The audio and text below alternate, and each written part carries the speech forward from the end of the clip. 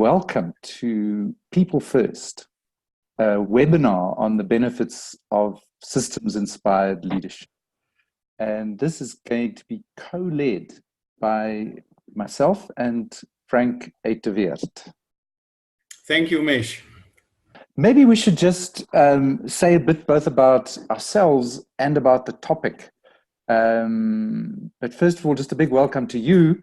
And welcome to others as you roll in. Yeah. Let's start, Mish. So I'm also excited to see all of you online and to start a conversation about systems-inspired leadership and people first. My name is Frank Eeteweert. I'm based in the Netherlands. I work a lot with Mish together on ORSC, so Organization Relationship System Coaching. We are both a front of room leader. We give the courses. And I have just embarked on writing a book about systems-inspired leadership, which is bringing a lot of the ORSC skills to leadership. My current role is very much, I help leaders to create more human-centered organizations. And I draw a lot of my experience as a human resources executive in Shell. I worked more than 25 years there, had wonderful assignments in Gabon, in Africa, in Malaysia, Belgium, UK, and in the Netherlands, of course. And since 5 years, I'm an international coach, and I really love the ORSC material, and I would wish that all that knowledge, tools, insight, that's being applied more by leaders. Thanks, Frank. And it's so much fun to be with you. Frank and I have been thrown together by this ORSC stuff over the last 3 or 4 years, and it just seems to be fun when we get together. So I hope it's going to be fun tonight. And again, welcome to those who are arriving. I'm Mish Mittleman. I'm really a kind of an entrepreneur turned social entrepreneur turned coach, and you know, from becoming a coach very much of individual leaders and CEOs like I was, I kept finding the issue is achieving results through people. So that took me to, well, how do we coach in a way that is people-centered in the collective rather than just the individual? So that's now been my focus for quite some time. Why we're here is really, you know, we want to address this question of how do you get things done? Everybody wants to get things done. How do you get things done in a way that truly draws on the wisdom and the energy of everyone in the organization and does not just leave it in the hands of one sort of all-powerful leader? Yeah, and basically we put that under the heading of people first, with the kind of assumption that that may not always happen. And that's certainly something I've seen, and also in the research I do for the book on systems-inspired leadership. There's so much stress and overwhelm in organization that a lot of stress reactions take place and people want to take the shortcut. So maybe that's something we can explore with the group of people first, Mish. Yes. So what's actually challenging about putting people first? Absolutely. And just to say that's also in the context of a completely unknown future. This is accelerating and going beyond anybody's control right now. So also leading in a context of a lot of chaos. And thirdly, we want to try and sort of throw into the pot, like, what does organization and relationship systems coaching have to do with all this? What can be learned from that body of work and that sense of becoming skillful about listening to what's wanting to happen in any group or organization? Yeah, and building on the ORSC experience, in the courses we do a lot of experiential learning, and we want to invite you as well to experience that in this call. So we're going to do some experiments with that, and the first thing we want to do is to put you in duos or trios in order to have a conversations with each other, build relationship, and also then see what's the impact of that. So just so you all know, what's going to happen in a moment is I'm going to click a button and you're going to be invited to join a group. And when you click the blue button to say join, you will find yourself in a private room with one other person, possibly 2 other people. And when you do that, you can chat to them. And that's the point of this exercise, is to make relationship with somebody else on this call, even though it's virtual, to make it more human. We do have a question for you. So there's a piece of just meeting each other, and there's like a dive in question. The question is, what stops leaders, yourself and other leaders you know, from putting people first? What stops leaders from putting people first? It's a short conversation. It's like a cocktail party without the booze. So dive in, say what you got to say, and we're going to move you on. So we'll let you sit in the room for 2 minutes chatting, then we'll change partners. So what stops leaders, yourself and others, from putting people first? Enjoy making connection with people on the call.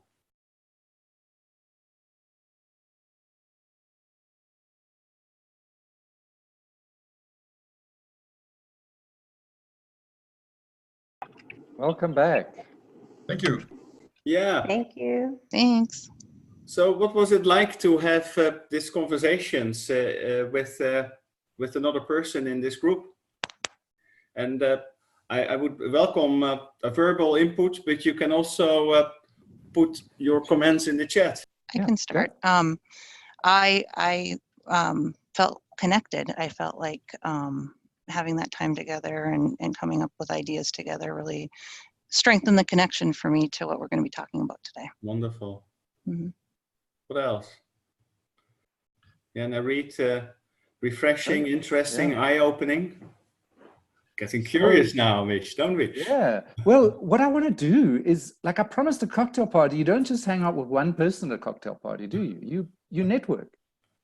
So what I want to do is to throw you back into the cocktail party, and you'll find somebody else in the room now, and continue the conversation with them. Back to, you might continue this about what was it like, but also go back to the question, what stops leaders from putting people first? And imagine maybe, if you wish, that there's a drink available. Yeah, welcome back. Hi. What did you drink? What struck you about the experience? So can we invite people to talk? So unmute yourself. Hi, everyone. I thoroughly enjoyed connecting with both Dana and Olga, as if we were speaking a few minutes earlier, and yet this is the first connection we made. Yeah. So wow. It's powerful that it's like picking up from a conversation with someone you've connected with before. Yeah. So wow. that was Thank you. Yeah. What else struck you? Others in the group? And again, like before, your voices are welcome, and if you don't find a chance, you can also type it in the chat window. So my experience was, I just was fascinated by how the conversation from speaking to Dana to speaking to Una just kind of like felt like it was the same conversation just continuing. Yeah. Which was fascinating. Yeah. Wow. Thank you. Any comments on what the impact what you've just done, as well as what people are saying now, what impact it's having on the sort of virtual space that we're all sitting in? So the energy we have together. So what would be the impact? What's the impact? It feels more connected now than the first part of when we were on. Yeah. Mm-hmm. Thank you. Familiar. Yeah. Yes, I would say it feels familiar. And I think there is a belief, and possibly many leaders don't build trust, don't put people first, because they think that stuff takes a long time. And here there are 10 of us or so in the room, and in a very short time, with a simple question, speaking to each other, you can build trust. Yeah, I think you make a wonderful point. So the importance of building relationship connections. It feels slow initially, but it's really important to basically get things done, to create collaboration, to really feel you are seen as you are, you're accepted as you are. All these notions are becoming so important. So thank you. Anyone else? And I see there's a chat message as well. Feeling more connected. Yeah, for me it was literally an icebreaker because on the first one especially, it was like, oh, I don't actually know, I know some of the people, not all. But in the first conversation, it's like, oh, now I know you, and now I'm no longer looking at a screen. I'm engaging with people in the call. Yeah, and I personally have the feel that in our group, so to say, there's more flow. The energy flows much better than maybe initially. And it's always a challenge to speak up in a group like this. And maybe the threshold is a bit lower. And yeah, that's one of the impacts apparently of doing this exercise. And you know, one of our goals tonight is a taste of ORSC and what that kind of methodology might offer to leaders. And like what we've just done for me is almost like a metaphor for that. That when I was a CEO, I was like, I felt that pressure to get things right and to get things done. The very thing we've just done was a bit foreign to me, to just take a moment to connect with the energy of my leadership team, as opposed to kind of having a one-on-one with each of them about their tasks. I think what you've just said about the way it shifted energy can convince any CEO that it's actually a worthwhile investment. We've only been, since the very first start, we've been here for 20 minutes now. Since we started that exercise, probably 12. I read some of the chat. So the question was a lovely container and helped us quickly connect. It provided a common ground to chat about. It wasn't small talk. Yeah, that's also true. And it helps to open the conversation, a good habit to take out into the world. And a nice point, Frank, many people are afraid to speak in large group. One-to-one, it gets easier. Absolutely. So what about the topic? What about what stops people from leaders from putting people first? You know, all of us are having this great experience of connecting with people, but you all know leaders who struggle to put people first. What's that about? What did you get from your conversations, or what are your thoughts as they emerge now?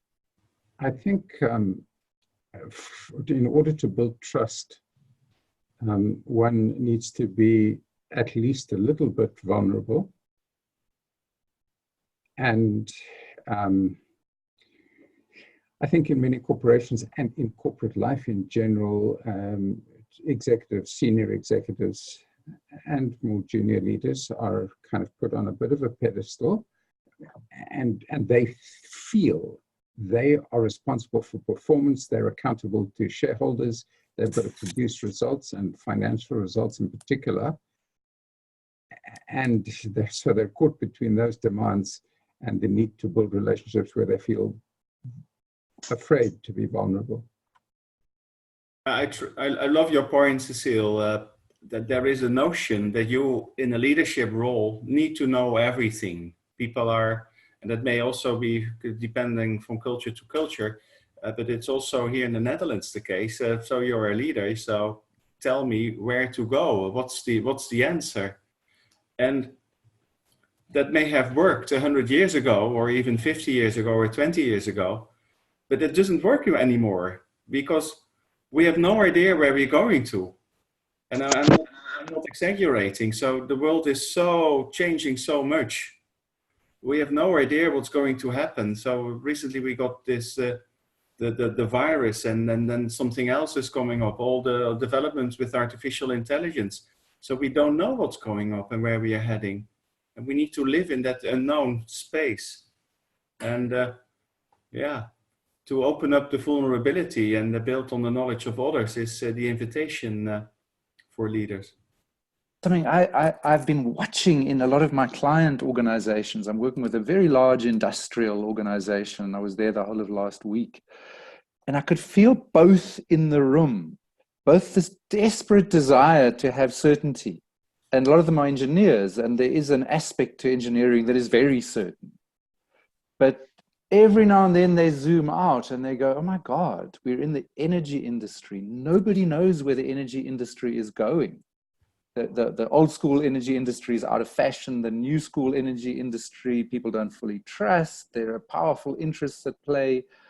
There's that, the system bounces between the love of certainty and the need to embrace chaos? Yeah, so I think when I was speaking with Komodo, the idea of rank and privilege being a barrier to seeing people as people, right, from a leadership perspective also came out, which I thought was good insight and a thing to kind of think about in terms of how we see ourselves as we enjoy rank and privilege, and how that plays into kind of the daily grind of getting things done and profitability and all that good stuff.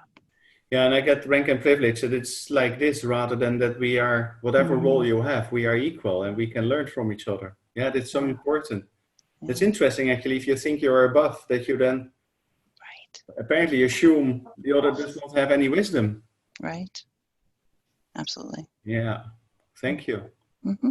The other thing that came up in our conversation, one of the conversation, is leaders not knowing how to manage others. Like, yes, you used to excel technically, and now you're promoted to manage others, and you just don't know how to manage the shift. Sure. I so relate to that when I think of my own experience as an entrepreneur. So I kind of got self-promoted as the business grew. I was first doing it, then I had to achieve results through others. And yeah, I didn't know. And I didn't even think about getting training. I was just so rushing to try and get things done. Yeah. So I suppose I swallowed the sort of what's in the water that we drink. That's like leaders know the answers. I sort of swallowed that somehow without ever giving it a moment's thought that of course I don't know all the answers. And it created huge pressure for me. Yesterday I watched an interview with Yuval Noah Harari. You know him maybe of Homo Deus and 21st Lessons for the 21st Century. And he basically said, take the job market in 2050. We have no idea what it will look like. And we also don't know what the educational needs are. He meets so many international leaders, both business and political, and no one knows where we are going to. And yeah, that's quite sobering. And things change very fast. And what I see a lot with leaders is there's so much pressure, and there's shareholder pressure to perform, that there's so much stress and overwhelm that people basically forget. They get stressed. They don't go through people anymore. They push the task, and ultimately that's very ineffective. Yeah, the nice build, Mish, on and all of you have heard probably of the VUCA world. So this volatility, uncertainty, complexity, and ambiguity. And this is really there. So things go so fast with everything that's happening with artificial intelligence, with developments on the biotechnology, and we don't know where we're going to. And for leaders to deal with that with an old mindset, I am higher, so I know more. I have all the knowledge. I need to have all the knowledge for the people, is not going to work anymore. Just for those who don't come from this part of the world, the word VUCA, spelled with a K, in this part of the world means wake up. Oh, is it? So whenever we mention the VUCA world, we all kind of go, yeah, and you got to wake up to this because it's going to get worse. It's going to go further. Yeah. What do the rest of you make of this? So I run a leadership program, kind of my day job, and it's amazing how hard it is to get people to understand and to shift their minds from managing and leading in the old way of kind of this strict hierarchy and control to living in a VUCA world, right? Where we need to be flexible and adaptable and agile in many ways, and collaborative instead of controlling. And so, seeing that, what strikes me is the difficulty that it presents from a leadership perspective when you're trying to get people to make that shift. Yeah, and I did for the book for systems, and thank you, Dana, for the book on systems inspired leadership. I interviewed 29 people who had extensive ORSC experience and are in leadership roles, and I precisely got that point out. And I got some good stories how they applied the ORSC technology, how to do that. But the one of the quotes I got from someone: to get things done, putting a lot of pressure on getting things done may not be the answer.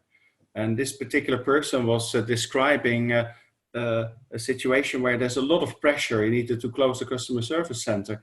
He needed to close that. There was a lot of anxiety of the people. And he felt, I need to talk about that anxiety. That needs to come up. And that will ultimately help to release the results. And that happened. They delivered something beautiful. And there was actually not a lot of talk about the actual plans, the milestones, and where they were important. And he sensed that that was needed. Anybody else got stories of that sort from people that you know who are, or yourself, in positions of leadership where you either can or can't use this people first approach?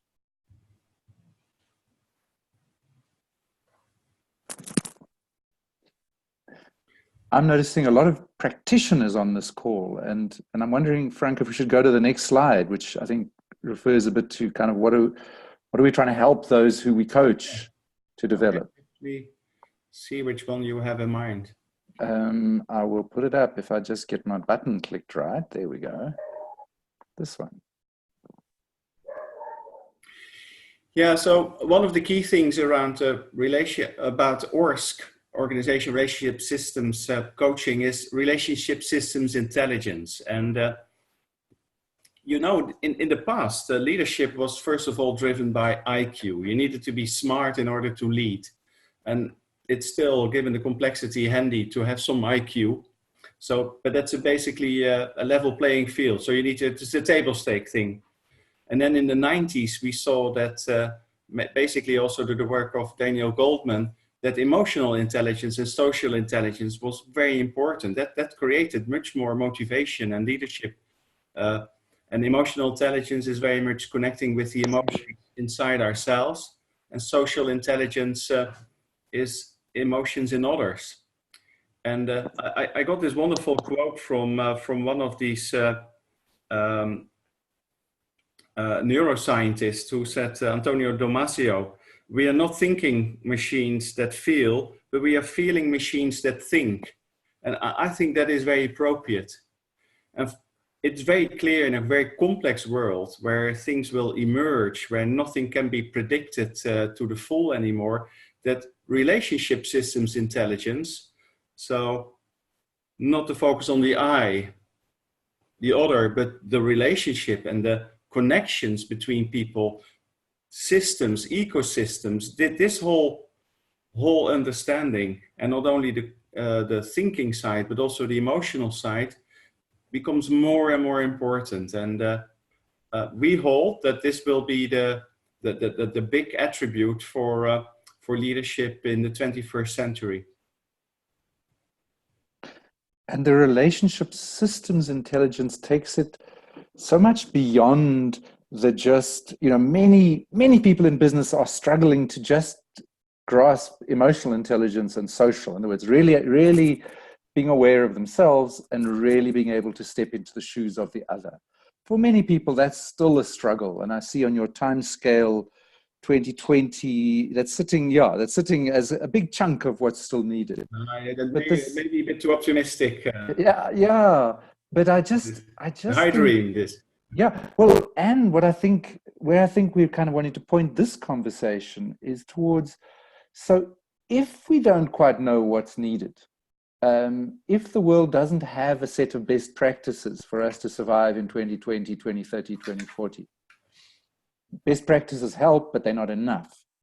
If just understanding you is not enough because there's this complexity of the we and the energy of the group and the way group energies sort of lurch, as we see in politics, but also we see in business, the way group energies lurch into the positive or the negative.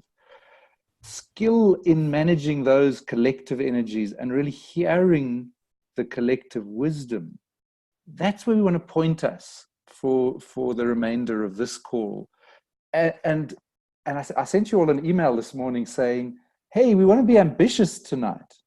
So I want to just check whether we're ready to go there. Looking at my co-lead here particularly. I just also seeing some people have made notes talking about slow is smooth, but smooth is fast. Yeah. Interesting. And yeah, are we ready to go there? Because I think the question we sort of put for ourselves maybe is, before you go, yeah, just to share what came out the interviews of what people valued about systems-inspired leadership. Great. And using, maybe you can show that slide, yeah.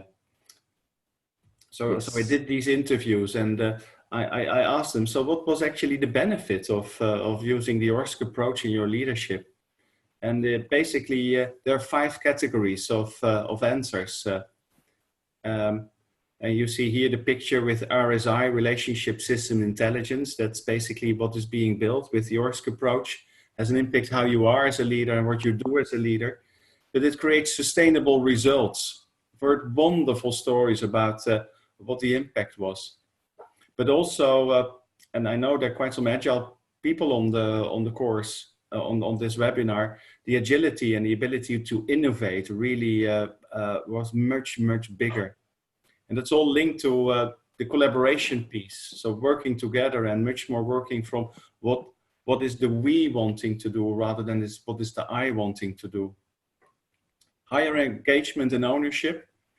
And basically all of them, I think is so important. All these leaders had something around a personal relief. Hey, I don't need to know anything anymore. It's okay to say I don't know. I can build on the intelligence of others. So it made the leadership lighter, and it grew people's self-confidence. And I think that is what I'm really happy to share, because that's on the table if we maybe move to a different way of leading. And my experience, having been a CEO pretty much in the old school, I feel like I'm like one data point that suggests that these skills can be taught and can be learned. Because I knew nothing about this stuff when I was a CEO, but I needed it. Yeah. Yeah, shall we indeed move to our experiment? We have an experiment for you, and let's see how it works out. Yeah, what we really want to explore, and you know, we're doing this virtually because, again, with coronaviruses and ecological challenges, more and more work needs to be done virtually. And as I put in the chat window just now, there are 4 continents on this call. So we really are stretching. That's exciting. Wonderful. Yeah. We want to invite all of us to have a very brief experience together, but then break into small groups to discuss it so that many voices are heard. Because again, that's what systems-inspired leadership is about, is gathering the energy of everyone and hearing many different voices. And also assuming that all voices have wisdom. Yes. It's building on the comment on the rank and privilege. So everyone has wisdom to offer on a certain topic. And certainly if nothing is known, it's so important to have these pieces of wisdom. And we hold in a complex world that it is important to sense, to be able to see what's wanting to happen. And we call that emergence, or let's say what is wanting to emerge, what's wanting to happen. And we can sense that together. We create more wisdom, and that will be the next step. And then you take it from there. It's more a journey, one step after each other. And the ORSC approach really helps to create from the emerging future. Which is fundamentally quite revolutionary, because it's about everyone getting involved in designing the future rather than somebody telling us what to do. Yeah, that's it. So that's why we want to do this. What we want to ask you to do, for a moment, for all of us together, to just, take a couple of deep breaths. And I know those of you in Asia, it's dark already, so this is appropriate. This is quite a quiet exercise. Take a few deep breaths and just become aware of yourself, but also of all the other people on this call, in 4 continents around the world, different time zones, all the different things. And you've all come together in the context of people first, a new way of leading, systems-inspired leadership. And we together are also in a way a system, a group together that has a common desire, something that we want to create and leave in the world. So let's imagine that this group of people, we are together. If it was a metaphor, if we were a metaphor, what metaphor would come up for you? Might be that we're like a certain kind of a creature, real or imaginary, or a machine, or a visual image of a place. Yeah. And if you have that metaphor, you may want to make a note. And just stay with the intuitive here. Don't try and overthink this thing, but just consider whatever hit you've had of an image or a metaphor or some way of describing us collectively. When you just stay with that metaphor, what does this thing need to thrive? What will make this or enable this creature or whatever it is to thrive?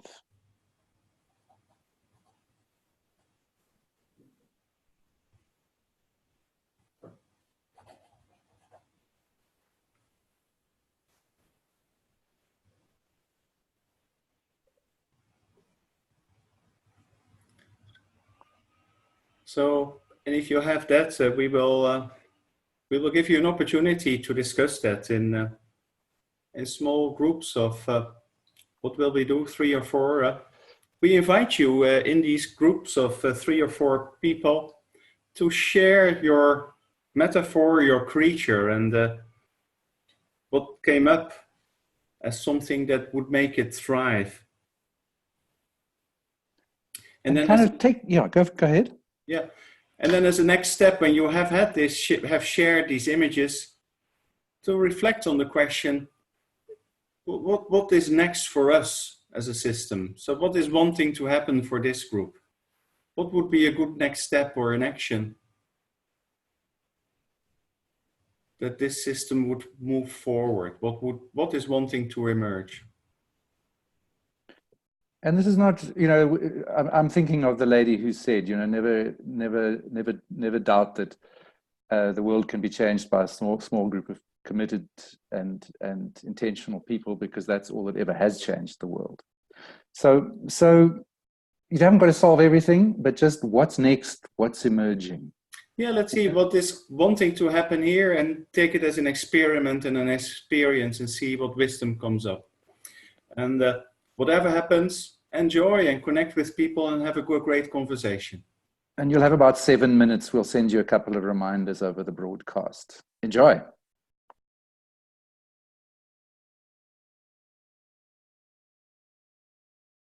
Yeah, let's hear. Welcome back. We are so curious how it was to have those conversations, and also feel free to use the chat if that's the channel you prefer. The image that came to me was that of an ocean that was both calm and boisterous. And I interpreted that really to communicate the various energies that everyone has in the group. And in terms of what it needs, force of nature, you don't constrain it, just let it be, let it grow. Let it be, let it be. Wow. I did not really catch the first word, so can you one more time repeat for me the image? No, I was talking, the image is that of the ocean. The ocean, yeah. Yes. Waves that are both calm and boisterous. Yeah, thank you. Very powerful. Another one that's written in the chat room: a circle of energy, agile and interconnected, dynamic and fluid. Yeah. Go with the flow, follow the energy. Yeah. Some echoes there. Yeah. With them do. When we were gossiping about you while you were in your groups, we were saying there's a lot of energy here. And so just really inviting that to emerge. I can share what I experienced, or I saw that plant growing. And then when you asked what is it that the plant really needs, my feeling or my thought was that it was going to be water, but then I just saw this big bright sunshine, like a joyful sunshine on it. So to me it's a nice message. I think it's maybe just bringing it to the light, bringing it to the fore where people can know about it and experience it more. Because I think my metaphor is so much connected with the ones I've already heard. Read my internet connection is unstable, so but something with fire, and that's what I sense in this group. This group is something connected and powerful. May not be the ocean, but it's a different kind of ocean. Or a different kind of plant. All these images have such a strong growth element, and I was also struck by these very great forces like the ocean or fire or the sunlight. Yeah. And it feels like an expression of our time, that we're watching great forces at play. Yeah. Let's also explore what's wanting to happen. So you have expressed it one way or another through metaphoric language, but what came out in your conversation as something that you wanted to happen, maybe in more concrete terms? So if I may, I'm going to just stay with metaphor for just a moment, and that is I shared metaphor of forest, which seems to be made up of individual trees, but is actually very closely interconnected at the level of roots and branches. So both in canopy and larger trees supporting smaller trees, and underground there's communication of chemicals across roots. So starting from that metaphor, for me, what is trying to emerge, each of those trees grows from a seed. Yeah. And for me, it feels like there's a lot of seeds germinating right here. And I think for us and for Orsk and for leaders, we can be instrumental in growing the notions of systems leadership and relationship systems leadership.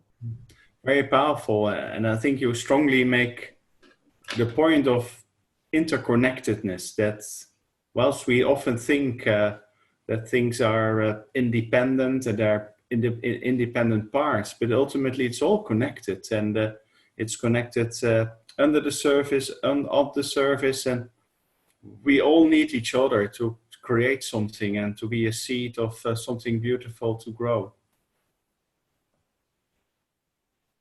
Anyone else? I actually love the power of the metaphoric language. I just got carried away here a little bit, so indulge me a moment.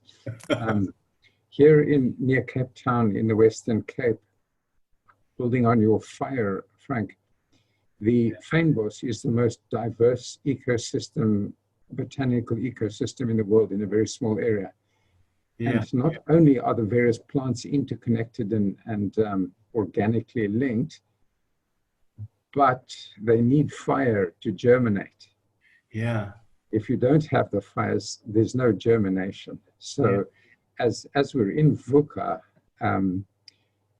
the fire wakes up, the chaos of the fire wakes up the seeds and creates new possibility. Yeah, and for me, there's also the notion of destruction then that's apparently needed for something new to emerge. I see. Oh, yeah. Some more. You're touching me, people. You're really touching me, because I think I don't want coaching to be all like soft and fluffy, you know? We have to deal with these elemental forces, and that's where you're going. Thank you. Yeah. Anyone else wants to contribute? What's wanting to happen and take this group as a microcosmos of that force? For me, okay, what came up is because I had at the back of my mind the slide that you shared about the different levels of intelligence. That with the relationship systems intelligence is still such an unknown phenomena that there's a level of opportunity to share, and it requires really courage to do more of the educating as well as balancing it with patients. That people, it's fairly new in innovative, fairly new. And people, more and more people still need to be receptive of the idea.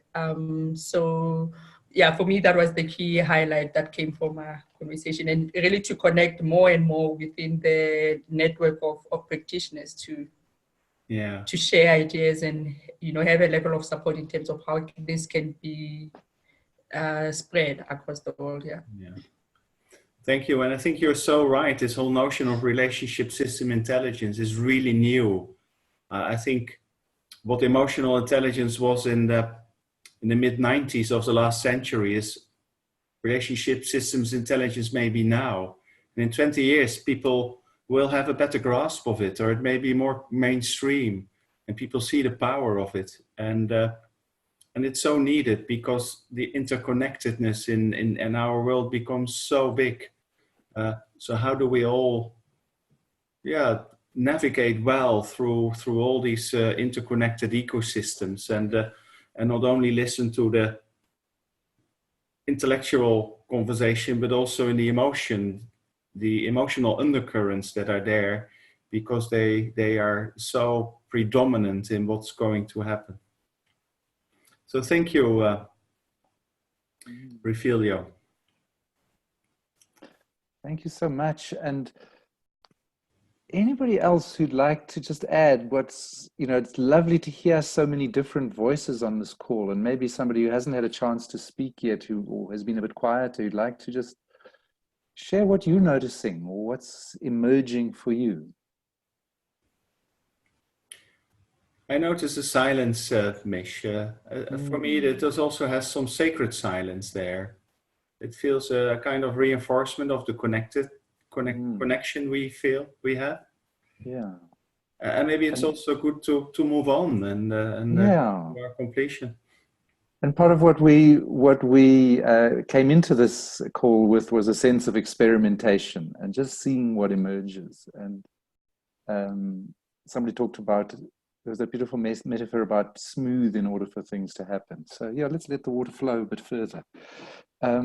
One thing we did want to do before we closed was to just say, so there's a body of work around this kind of thinking. And you know, I think many of you on this call are aware of it, but we just want to sort of remind you that some folks more than 10 years ago sitting in the US created this whole visionary concept of organization and relationship systems coaching.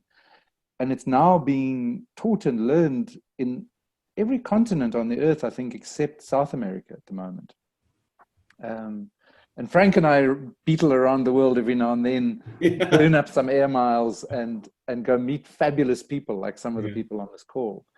And we just want to say, if you're interested or you know somebody who should be learning about this, then won't you turn them on to ORSC and tell them globally, crrglobal.com has course locations around the world. And locally, ORSC, orsc.co.za has courses in South Africa. And in particular, for those who haven't done any of this yet, 15th and 16th of March is a fundamentals course. It's not for complete beginners, it's for people like the people on this course who've got some experience, who've realized there's something needed here, and it's a way to kind of integrate what you already know with this orientation. And you come away very much with practical skills and a model for this kind of work. So please tell people about ORSC Fundamentals on the 15th and 16th of March.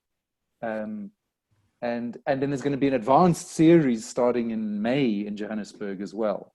And of course, you can do this elsewhere in the world if you're calling in from another continent. Yeah, what I maybe want to add, what I love about ORSC is that it meets all people where they are. It's both very practical, so you get practical tools, and it's also very deep if you want to go for more personal growth. And it holds it all, and it is very appropriate also for leaders. I really see such a potential for leaders to look, building on their IQ, emotional intelligence, social intelligence, to add this layer will really make them so powerful in this world where most is not known rather than known. So thank you all for joining us. Because it has been a shared experience, far more than many webinars are, it feels very important that you just let your voices be heard about what are you taking away from this. We spent just over 60 minutes together, and it'd be really nice for each other to hear one or two words from each of us about what we're taking away from an hour together online, about people first, systems inspired. I think for me, it's just an appreciation of what various voices can do in inspiring others to find their own brilliance and grow together. For me, it's the notion of taking these ideas and not letting them be soft and squishy, right? And what people in this country call like kumbaya, and bringing them into that more elemental force kind of thing, and the fire kinds of metaphors, and helping people to understand it from that point of view. Wonderful, thank you. Mm-hmm. Thank you. I am walking away with a deep sense of gratitude for this sacred space. I'm still in awe at how quickly the connectedness happened in this system, in this team. Yeah, and I was quite mindful of the amount of effort it takes to be fully present when there's a keyboard in front of us. And it was beautiful to see that actually that didn't even show up. So grateful for the powerful circle. I'm feeling inspired, and I'm being reminded that I'm not alone in all of this. I think what's coming up for me is around the organic aspect and the elemental aspects that we were talking about, and the flow, and how to take that a bit more into personal practice. I'm just so happy to share your experience, to ask about the leadership, how to apply in agile area. So very enjoy. Thank you. Thank you. I mean, Sancho is in China. We know him from the courses there. So excited to see you. And for me, there's a sense of excitement and anticipation at growth and germination and development. In fact, if you look in the top corner of my screen, Yeah. There's a branch coming through already. Yeah. Beautiful. It's powerful metaphors coming through. For me, my takeaway is the power of honoring the undercurrent. I think everyone has spoken. Yeah. Mission. I think it's really wonderful that that happened, because we know it's such a threshold to do so. We have put this webinar for you also from our perspective with a sense of experimentation. And I'm so excited to see the sense of connection we have. We're covering 4 continents together. There's fire, there's seeds, there's ocean, there's plants, there's sunshine, there's elementary forces. So I think it gives me also a lot of inspiration and energy to move on. So thank you so much. Yeah, and just from my side, you know, I've been doing this stuff for a while, and I just, again and again, I go, the best thing about this work is the fantastic people that it's brought into contact and that I've had the privilege of meeting. So you have been fantastic people to spend an hour with tonight. And, you know, I just have a lot more hope and positive energy about my life and the world after this hour than I did before. And very, very grateful to you all. And, so hope that we'll stay connected. So have a great evening and a great week. It was wonderful to connect with you. And hopefully we see each other somewhere, someplace. Thank you so much for doing this. It was awesome. Welcome. Thank you all.